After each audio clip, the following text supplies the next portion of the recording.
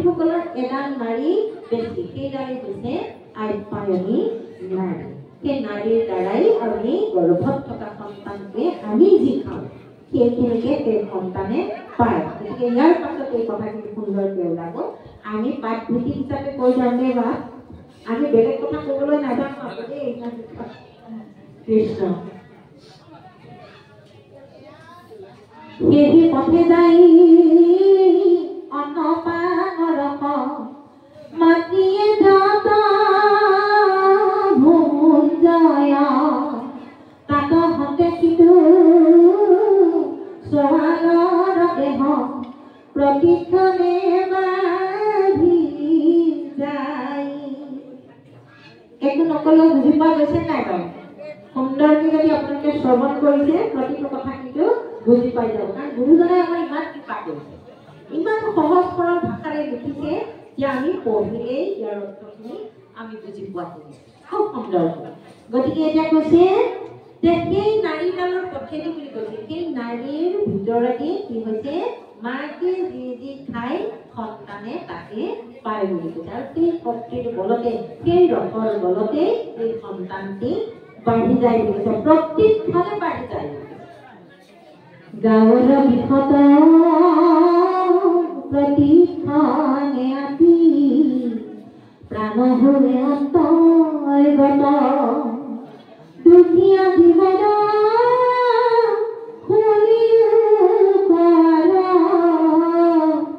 দুখ হৈ দিন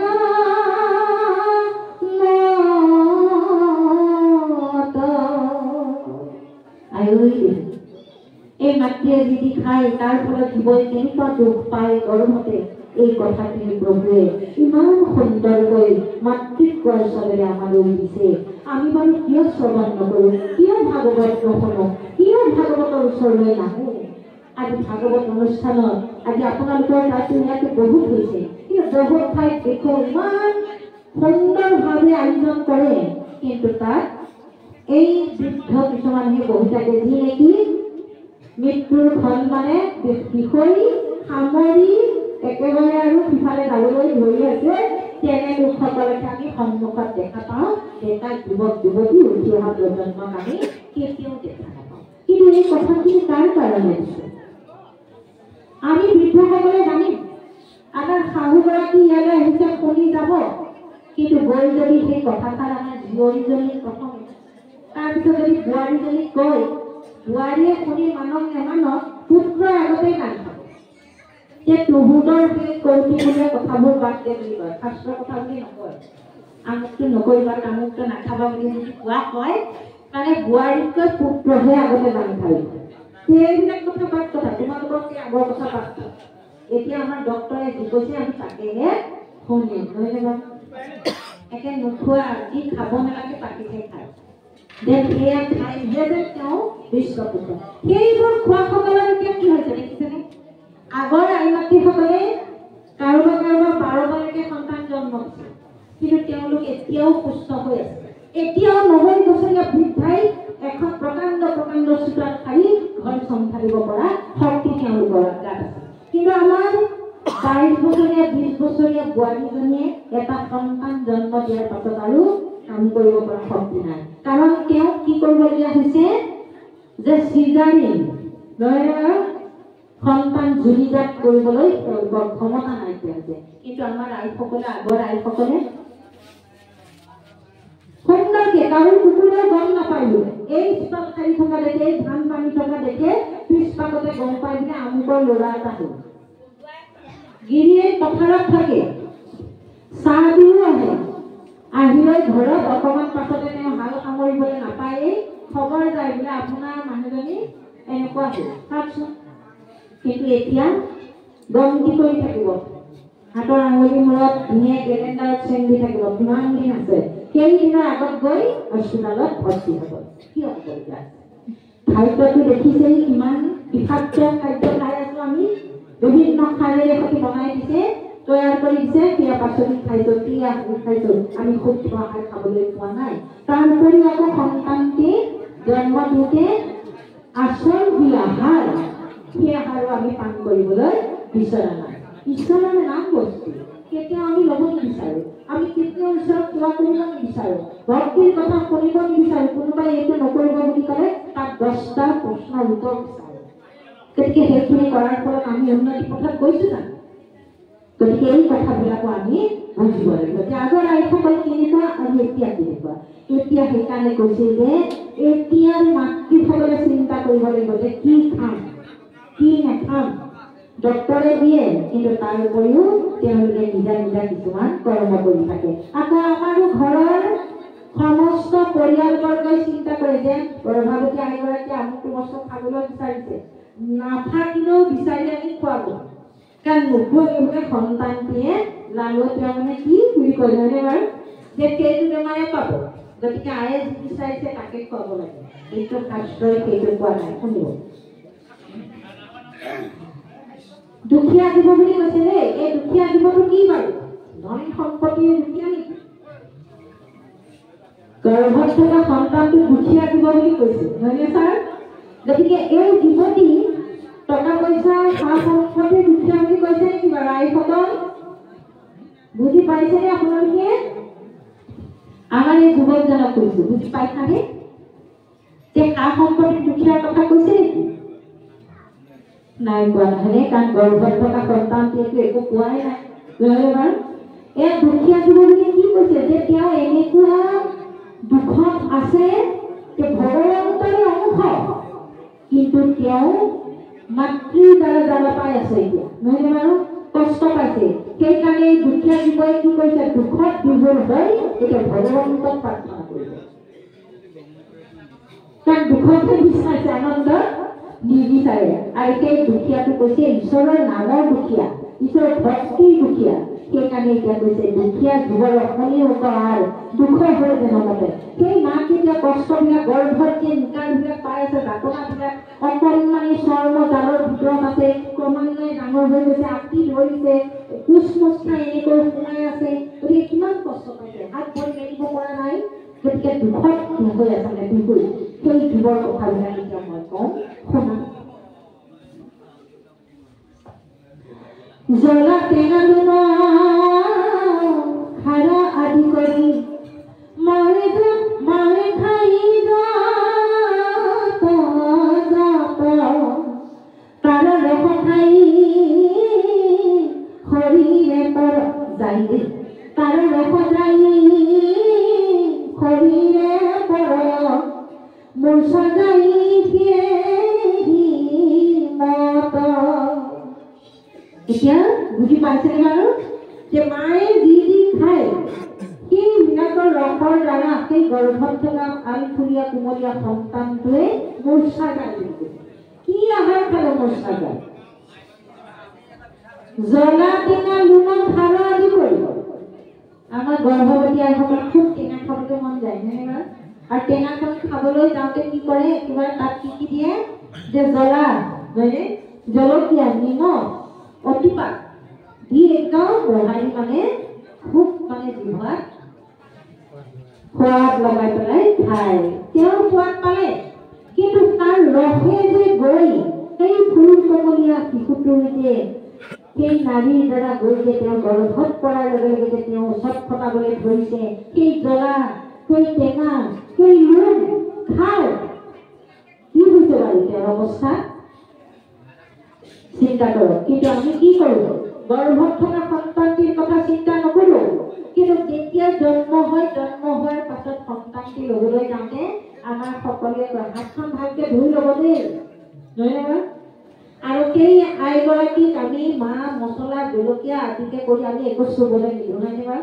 সেই সন্তানটোক লৈ মৰম কৰিলে, গাখীৰ খোৱালে, জানিছা জ্বলা খোৱা কাটিলে জ্বলা লাগিব, নহয়?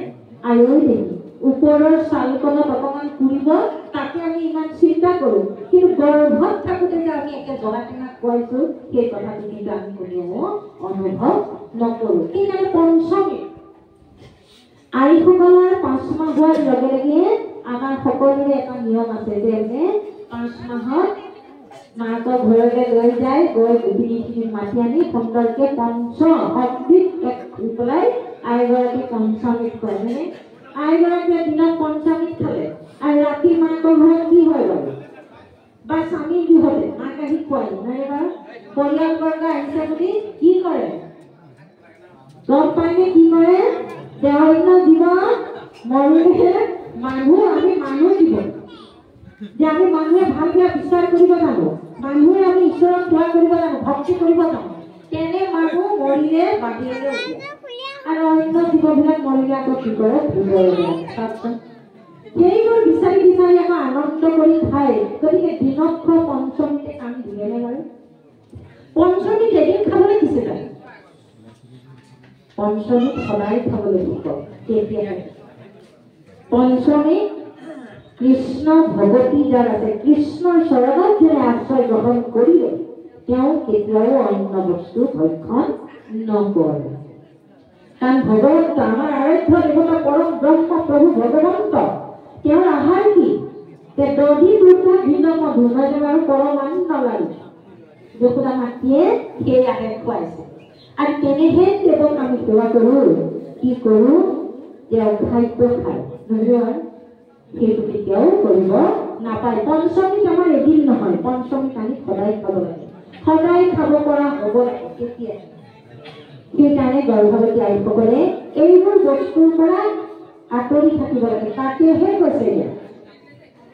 ইয়াত পদৰ ভাৱত কৈ দিছে গোটেই কথা কি যে জ্বলা টেঙা লোন আদি খালে তাৰ ৰস গৈ সন্তাপ্তি অপকাৰ কৰে কৈ দিয়ে যাতনা পায় গতিকে আমাক এইখিনি কৰিবলৈ কোনো প্ৰকাৰে বাধা দিছে সেই আইসকল আপোনালোকে এইখিনি কথা সুন্দৰকে উপলব্ধি কৰিব দেই কাৰণ ইয়াত বহুতো সংসাৰত আগবাঢ়িব পৰা আই আমি দেখিছোঁ আৰু যুৱক যুৱতীসকলকো কৈছোঁ তোমালোকে এতিয়াই এই যুৱ অৱস্থাতে এই কথাখিনি শিকি যাবা আৰু ভাগৱত শ্ৰৱণ কৰিবা শাস্ত্ৰ পঢ়িব লাগে জ্ঞানৰ অৰ্থে জানিবৰ কাৰণে পঢ়িব গতিকে বহু নজনা কথা জানিবা সৃষ্টিৰ গোটেই বাতৰিখিনি জানিবা কেনেকৈ সৃষ্টি কৰে ব্ৰহ্মাদেৱে সৃষ্টি কৰিছে ভগৱন্তই যে তিনি গুণক তিনিজন সৃষ্টি কৰি যে এই ব্ৰহ্মাণ্ডখন সৃষ্টি কৰিছে আমি জানো একোজন ব্ৰহ্মা নহয় আমিওতো একোজন ব্ৰহ্মা আমিওতো একোজন পৰীক্ষিত পৰীক্ষা দি আছো এতিয়া বিষয়ে আপোনাক থাকি এই পৰীক্ষাত উত্তীৰ্ণ হ'বৰ হ'লে আমি কি পঢ়িব লাগিব জানে যেনেকৈ এতিয়া কিতাপ গোটেই সমস্ত বিষয়বিলাকৰ এক কৰি এখন কি হ'লে ছাজেশ্যন য'ত নেকি তাৰ উত্তৰবিলাক পোৱা যায় নহয় বাৰু এতিয়া আমাৰ জীৱন পৰিক্ৰমাটো আমি জীৱতীক আগবঢ়াই লৈ গৈ য'ৰ পৰা আহিছোঁ তলে যাব পৰা জ্ঞানখিনি আহৰণ কৰি সেই কৰ্মখিনি কৰিবৰ কাৰণে এয়াই হৈছে আমাৰ গুৰুজনাই দিয়া এখন অগাধ শাস্ত্ৰ ছাজেশ্যন ইয়াত সমস্তখিনি দিছে গতিকে ইয়াৰ পৰা আমি সকলোখিনি পাম সেই আইসকল কি খালে কি হয় এই কথাখিনি দিছে আমি সকলোৱে সুন্দৰকে বুজি পাই গৈ আছোঁ যে জ্বলা টেঙা লোন আদি খালে সন্তানটি মূৰ্ছা যায় কিন্তু আমি বুজি নাপাওঁ খুব আনন্দেৰে লগৰ লগৰীয়াৰ লগত বা বিচাৰি বিচাৰি আমি টেঙা খালোঁ খাই খুব আনন্দ পালোঁ নিজৰো পেটটো পুৰিছে কিন্তু পুৰাৰ ফলত যে সন্তানটিও কষ্ট পাইছে বুজি নাপাওঁ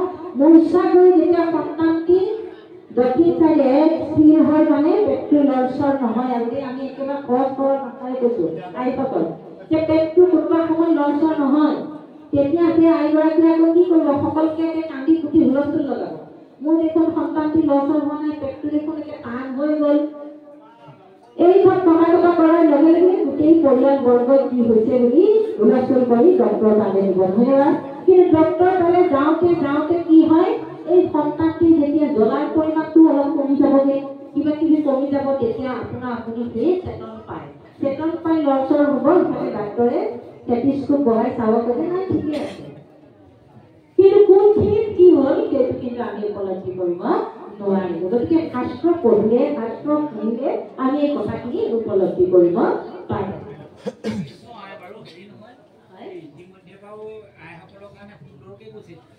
খাবলৈ কি নিয়ম নীতি পালন কৰিছে এইসকলতো আমাৰ এনেকুৱা আছে মদ ভাং কিবা কিবি খাই ঘূৰি ফুৰে তেতিয়া কি হ'ব গতিকে এই সম্পৰ্কটো অকণমান আমি তাৰ অলপ শুনিম কৃষ্ণ বাবে সুন্দৰ প্ৰশ্নটি আগবঢ়াইছে প্ৰশ্ন নহয় আৰু সকলোৱে জানিব পৰা কথা কয় যে মাতৃগৰাকীয়ে যে এটা সম্ভৱ সন্তান পাবৰ কাৰণে চিন্তা কৰিব লাগিব তাৰ মংগল চিন্তা কৰিব লাগিব এইটো কথা নহয় যে স্বামীজনৰ লগতে আমাৰ ঘৰখনত থকা প্ৰতিজন ব্যক্তিয়ে সেই আহিবলগীয়া আমাৰ ঘৰলৈ আহিবলগীয়া আলহীজনক কোনো কাৰণত কষ্ট নোপোৱাকৈ আমি ডাঙৰ দীঘল কৰিবলৈ সকলোৱে যত্ন হ'ব লাগিব।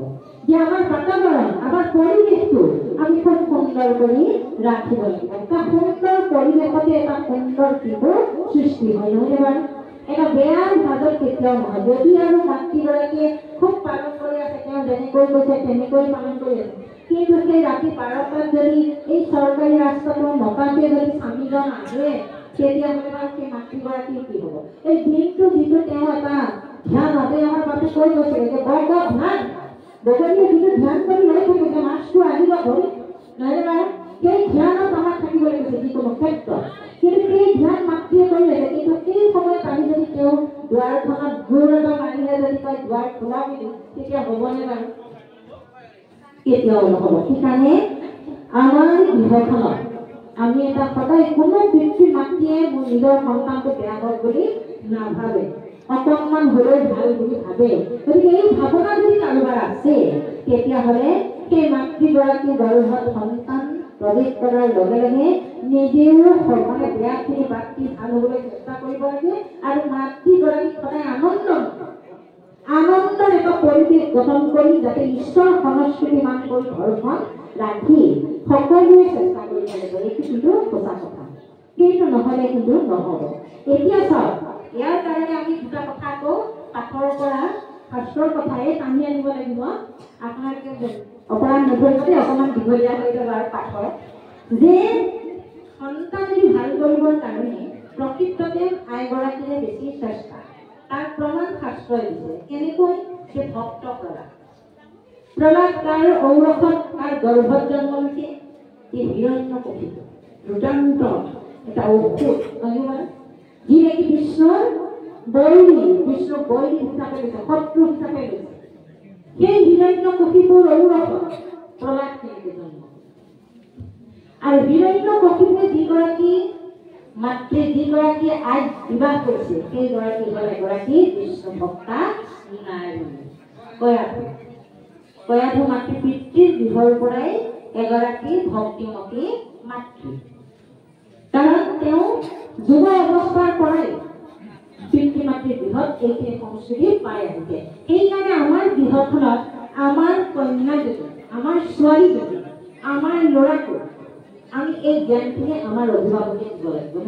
তেতিয়া ক'ব যে আমাৰ ঘৰখনত যদি তাই জন্ম হোৱাৰ পৰাই যদি সন্তানকেইটাই ভকতি দিশত আগবাঢ়ি থকা সমাজৰ সংস্কাৰীমূলক গোটেইখিনি যদি ঘৰখনতে পাই থাকে, তেতিয়াহ'লে সেই কন্যাগৰাকী বেলেগ এখন ঘৰলৈ গৈও সেই ঘৰখন বেয়া হ'লেও তেওঁ ভাল কৰি ল'ব পৰা ক্ষমতা কিন্তু আইগৰাকীৰ আছে। তাৰ প্ৰমাণ কয়াধুৱে পিতৃৰ গৃহতে ভাল কথাখিনি, ভাল বস্তুখিনি যাক বজিলে জীৱন মংগল হয়, সেই কথাখিনি তেওঁ হৃদয়ত লৈ আহিছে আৰু পৰিৱেশ সেইটোৱে পাইছিলে। পিতৃ মাতৃও ঈশ্বৰ ভক্তা, সেইকাৰণে তেওঁ বিবাহ হৈ আহোঁতে তেওঁ দেউতাকক কৈছে, এই দেউতা তুমি মোক যালৈ বিবাহ দিলা, তেওঁ দেখোন বিষ্ণুৰ বৈৰী প্ৰভু, মোৰ যি আৰাধ্য দেৱতা, তেওঁৰে দেখোন তেওঁ শত্ৰু, গতিকে মোৰ কি হ'ব দেউতা? কৈছে তুমি চিন্তা নকৰিবা, তুমি দেখুৱাই একো নকৰিলেও তুমি হৃদয়ত কেতিয়াও নেৰিবা। তোমাৰ শিৰ সদায় নত হ'ব লাগিব তেওঁৰ চৰণত, অন্যত যাতে কেতিয়াও নহয়। আৰু সেইমতে কয়াধুৱে আহি এই দুৰ্দান্ত অসুৰৰ ঔৰসত ভক্ত প্ৰহ্লাদৰ জন্ম দিলে। কেনেকৈ? যে হিৰণ্যকশিপুৱে প্ৰথমবাৰ বিবাহৰ পাছত তেওঁ অৰণ্যলৈ গৈছে, যে মৃগয়া মাৰিবৰ কাৰণে, নহয় বাৰু?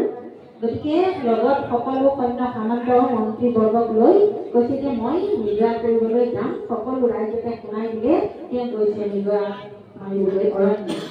গৈ থাকোঁতে ভয়া অৰণ্যত সোমাব আৰু বিষম অৰণ্যৰ মাজত। তেনেকুৱাতে তেওঁ উত্তৰ দিশৰ পৰা লগ লৈ গৈ আছে চাৰিওফালৰ পৰা পাম কি কৰি। তেনে ক্ষেত্ৰতে উত্তৰ দিশৰ পৰা তেওঁৰ কাণত ভাহি আহিছে ৰাম।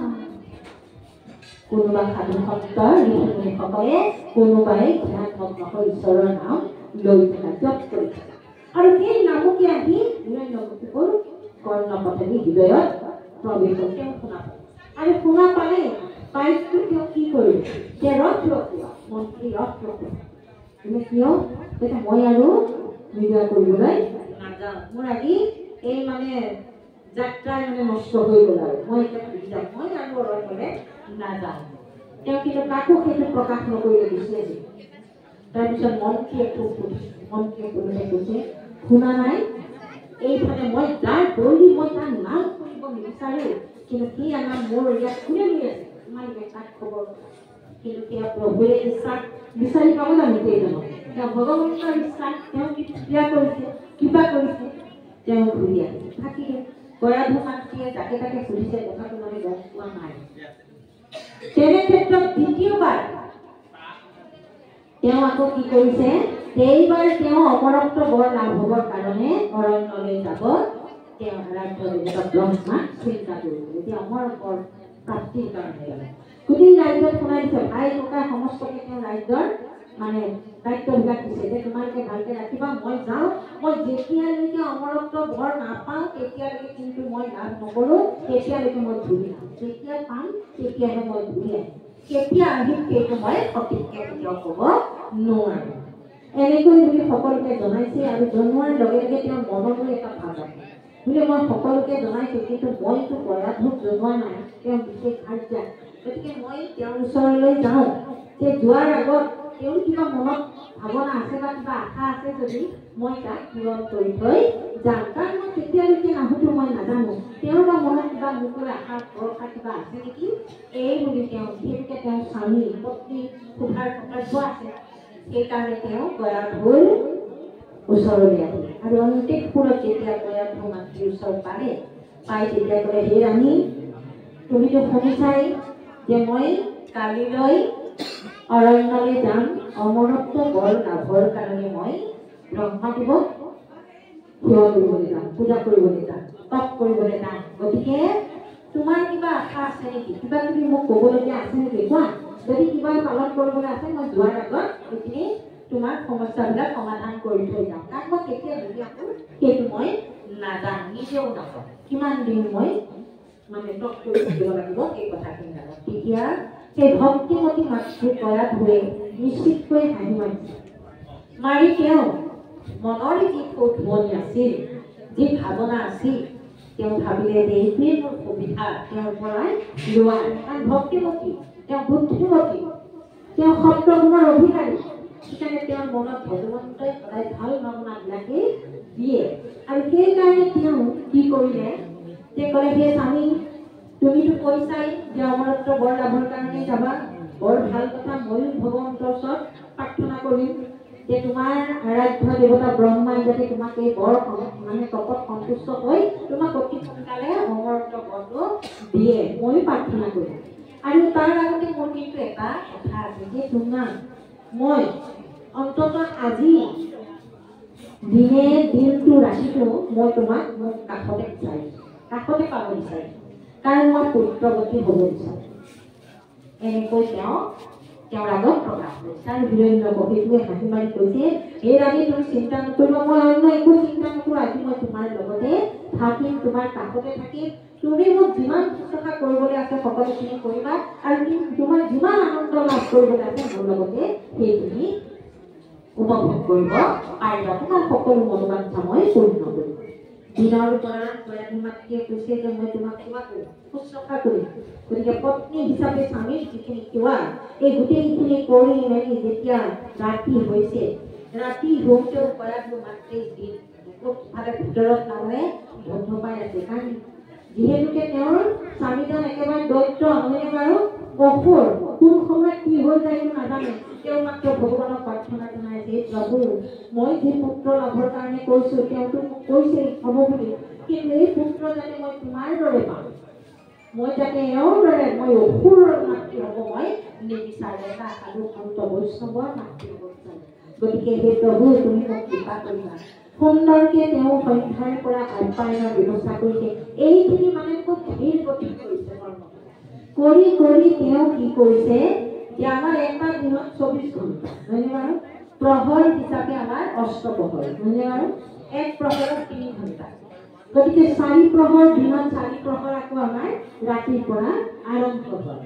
গতিকে কয়া ধুয়ে খুব যত্ন কৰি সেই সন্ধ্যা হোৱাৰ পৰা 4 প্ৰহৰৰ প্ৰথম আৰু দ্বিতীয় প্ৰহৰটো খুব সাৱধানেৰে সেই অসুৰক ভুলাই ভুলাই তেওঁ তৃতীয় প্ৰহৰলৈ লৈ গৈছে। গতিকে আমাৰ মাতৃসকলে এই কথাবিলাক জানিব, আমাৰ উঠি অহা প্ৰজন্মই এইখিনি কথা জানিব, কাৰণ আপোনালোকেও এই সংসাৰত আগবাঢ়িব লাগিব। গতিকে কোন সময়ত আমি দুয়োজন এক হ'ব লাগে এই কথাখিনি। গতিকে ইয়াৰ ভিতৰত পত্ৰই পাব গোটেইখিনি। তাৰপিছত কয়াধু মাতৃ ইফালে হিৰণ্যকশিপুৱে কৈ আছে, তুমি আৰু কিমান ভুল কৰা, হ'ব আৰু এতিয়া মোৰ টোপনি ধৰিছে, তুমি যে কৈছিলা পুত্ৰ লাভৰ কাৰণে আহা, তুমি মোৰ ওচৰলৈ আহা। এই বুলি কৈ মাতি তেওঁলোক দুয়োজনে একত যেতিয়া এক হৈছে, সেই তেতিয়া তৃতীয় প্ৰহৰত ধৰিছে। আৰু সেই তৃতীয় প্ৰহৰ যেতিয়া খুব সুন্দৰকৈ তেওঁলোকৰ দুয়োজনৰ মিলন হৈছে। আৰু মিলন হোৱাৰ সময়ত তেওঁ এনেকুৱা সময়লৈ লৈ গৈ আছে যে হিৰণ্যকশিপুৰ তাৰমানে জন্ম যি বীৰ্য, এই বীৰ্য মানে স্খলন হোৱাৰ প্ৰাক মুহূৰ্তলৈকে কয়াধুৱে চেষ্টা কৰি আছে ঈশ্বৰৰ নাম লোৱা। আৰু তেওঁ তেতিয়া কি কৈছে, হে স্বামী ৰ'বচোন ৰ'ব, মোৰ এটা কথা মনত পৰিছে, তুমি যে আগতে গৈছিলা অৰণ্যলৈ নিৰ্বাহ কৰিবলৈ, কিয় ঘূৰি আহিলা বাৰু? তাৰমানে তাৰ আগ মুহূৰ্তত তেওঁ শুনা পাইছে যে তেওঁ ৰাম নাম শুনাৰ কাৰণে ঘূৰি আহিছে। গতিকে তেওঁ এই নামশাৰীকে তাৰমানে তেওঁ মুখে বেকত কৰিব বিচাৰিছে, যাতে ঈশ্বৰৰ নাম লওঁতে লওঁতে তেওঁৰ যাতে বীৰ্য তেওঁ গৰ্ভত পৰে। তাৰপিছত কিমান বুদ্ধি কৈছে। গতিকে আমি পাষাণ এটা দুৰ্দান্ত হিৰণ্যকশিপুৰ দৰে স্বামী আমিও আমাৰ জীৱনত আছে, নহয়নে বাৰু? আমি দেখি আছো বাহ্যিকতে সেই স্বামীবিলাককো আমি কি পদ্ধতিৰে তাৰমানে আমি আইসকলে সেই মানে সময়ত কেনেকৈ তেওঁক আনিব পাৰোঁ, যে ঈশ্বৰৰ আধ্যাত্মিক যিটো তত্ত্ব, যিটো জ্ঞান ঈশ্বৰৰ নামেৰে যে আমি আনিব পাৰোঁ, তাৰে এটা প্ৰমাণ ইয়াৰ পৰা আমি ল'ব পাৰোঁ। সেই কয়াধু মাতৃয়ে সুধনি হিৰণ্যকশিপুৰে মানে কোনো পধ্যেই নকয়, কৈছে নাই মই সেইবিলাক কথা এতিয়া মনত বিচাৰি মই পেলাব বিচৰা নাই, তুমি মোৰ লগত সহযোগ কৰাচোন, তুমি কিয় এতিয়া এইবিলাক কথা কৈছা? কৈছে নহয়, মোৰ যে শুনিবলৈ বৰ মন গৈছে, কওকচোন কওকচোন বুলি কৈ আছে। আৰু সেই সময়ত স্বামীৰ পৰা বৰ লাভৰ সময়কণ আকৌ সেই ক'লে পত্নীয়ে যি বিচাৰে তাকে পায়, নহয়নে বাৰু? তেনেকুৱা এটা কাহিনীও আছে আকৌ ৰাম অৱতাৰত দেই, সেইখিনিতে নাজানিব বাৰু, এতিয়া কৈছো কয়াধুৰ কথাত তেওঁ তাৰমানে এৰাব নোৱাৰি ক'লে, মই গৈ থাকোঁতে উত্তৰ দিশৰ পৰা কোনোবাই মোৰ শত্ৰু বিষ্ণুৰ নাম লৈছে, ৰাম বুলি কৈছে, এই শব্দটো শুনাৰ লগে লগে মই ঘূৰি আহিছোঁ, কাৰণ কি মোৰ শত্ৰু। তেতিয়া কয়াধু মাতৃয়ে লগে লগে কৈছে, কি ক'লে আকৌ কওকচোন, মই নুশুনো। সেইবাৰ তেওঁ জোৰত ক'লে ৰাম, আকৌ কৈছে কওকচোন মই নুশুনিলোঁ। তেতিয়া কৈছে আমি তেওঁ অনুভৱ কৰি আছে যে এই পৰিব, এই বীৰ্য স্খলন হ'ব, এই পৰিব। সেইকাৰণে তেওঁ সুধি আছে পুনঃ এই সুধি থাকোঁতে তেওঁ আকৌ যেতিয়া জোৰত ৰাম বুলি কৈছে, আৰু লগে লগে গৰ্ভ মানে আই গৰ্ভত চাওক এই ঈশ্বৰৰ নামে তাৰমানে সেই অসুৰৰ বীৰ্য নষ্ট কৰিলে। আৰু তেওঁৰ সেই তেতিয়াই কৰ্মপথিত ঈশ্বৰৰ নাম সোমাই আছে, হয়নে বাৰু? গতিকে চাওক কেনেকুৱা মানে পদ্ধতি। এই কথাখিনিৰ দ্বাৰা আমাক কি দিছে যে আমিও সেই মুহূৰ্তত আমি অন্য কথা চিন্তা নকৰি ঈশ্বৰৰ কথা চিন্তা কৰি যদি এটা পুত্ৰ দিব পাবৰ কাৰণে আমি আহ্বান কৰোঁ, আমি কিয় পাৰিম? আমিও পাৰোঁ কেনেহেন ভক্তকলাৰ জন্ম দিব। গৰ্ভত থকাৰ পৰা যেতিয়ালৈকে হিৰণ্যকশিপুৰটো গুচিয়ে গ'ল, তাৰ পাছতো আৰু কথাখিনি সকলোৱে জানে যে আইগৰাকী কি হৈছে যে ইন্দ্ৰৰ কোপত পৰিছিলে, নহয়নে বাৰু? আৰু ইন্দ্ৰৰ পৰা ৰক্ষা কৰিবলৈ আকৌ কোন আহিছে? নাৰদ বুলি ভগৱন্ত। আৰু নাৰদে কি কৰিলে? তেওঁৰ আশ্ৰমত সেই গৰ্ভৱতী কয়াধুক গোটেই ভাগৱত শাস্ত্ৰখন শুনালে। আৰু সেইকাৰণে কি হ'ল? গৰ্ভতে শুনি ভক্তপ্ৰহ্লাদ কি হৈ আহিছে যে এগৰাকী মহাভাগৱত বুলি কৈছে, নহয়নে বাৰু? কাৰণ কেনেকৈ হ'ল যে মাকে খুব সুন্দৰকৈ শ্ৰৱণ কৰিছিল প্ৰতিটো কথা। মাকে শুনাৰ কাৰণে ভক্তপ্ৰহ্লাদ গৰ্ভতে মহাভাগৱত হৈ আছে। আৰু মাকে নুশুনাৰ কাৰণে দাপৰ যুগত কি হৈছে যে ভগৱন্তৰ যদিও নাতি, নহয়নে বাৰু? সুভদ্ৰাৰ পুত্ৰ অভিমন্যুৱে কি হ'ল? চক্ৰবিহুত সোমাব পাৰিলে কিন্তু ওলাব নাজানিলে। ইমান ধুনীয়াকৈ কৈ আছে সোমাবলৈ যোৱা কথাখিনি সুভদ্ৰাই শুনি আছে। আছে কিন্তু ওলাব কোৱা কথাখিনি কোৱাৰ লগে লগে সেই সময়ত সুভদ্ৰাই চুপ হৈ গ'ল। সেইকাৰণে আমাৰ গৰ্ভৱতী মাতৃসকলে ঈশ্বৰৰ কথা শুনিলে, দুজন ভগৱন্ত আহিলে সুন্দৰকৈ শুশ্ৰূষা কৰি সেৱা কৰি তেওঁলোকক আপ্যায়নৰ ব্যৱস্থা নিজে কৰিবলৈ যত্ন কৰিব লাগে। খাদ্য অৰ্ঘ্য পদ্ধতিকে লৈ পেলাই ভৰি ধুৱাব লাগিব, মুখ ধুৱাব লাগিব, ভগৱন্তই কৰি দেখুৱাইছে এয়া অতিথি সেৱা। গতিকে এই কথাবিলাক এইখিনি কৰি যেতিয়া আমি সেই যে আমাৰ বাপে কৈ গ'ল যে এজন স্বামী এনেকুৱা হ'লে আমি কেনেকৈ কৰোঁ, গতিকে সেই স্বামীজনকো আমি কেনেকুৱা পদ্ধতিৰে তেওঁ ভাললৈ আনিব পাৰি সেইখিনি কিন্তু আমাৰ আইৰ হাততে গোটেই বাদ দিওঁ। আইগৰাকীয়ে সমানে সমানে ফেৰ মাৰি দিয়ক কথা হিচাপে যুদ্ধ নকৰি শান্ত পৰিৱেশৰ পৰা আজি এটা তেওঁ যদি খং কৰে তেওঁ সমানে খং নকৰক। তেওঁ আগৰ দৰে দিনত যিটো মাত দিছিল সেইটো মাততে ৰাখি দিয়কচোন। তেওঁ এদিন নহয় দুদিন নহয় খং কৰি থাকিব। তেওঁ ভাবি থাকিব মই ইমান খং কৰিলো দেখোন আইগৰাকীৰ খং উঠে ইমান ধুনীয়াকৈ মাতে মোক।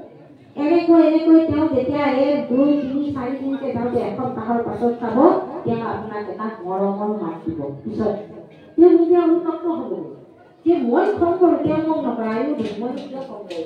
এই ভাল ভাৱনাও কিন্তু ভগৱন্তৰ কৃপাতে আহিব। আপুনি যে ভগৱন্তৰ সেৱিকা, আপুনি যে ভগৱন্তক সেৱা কৰি আছে, তেওঁৰ চৰণৰ বাহিৰে যে আমি চিন্তা কৰা নাই। সেইকাৰণে ভগৱন্তই আপোনাক কোনো প্ৰকাৰে এনেকৈ আপোনাৰ দ্বাৰাই স্বামীকো ভাল কৰি আনিব আৰু আপোনাৰো কৃপা হ'ব।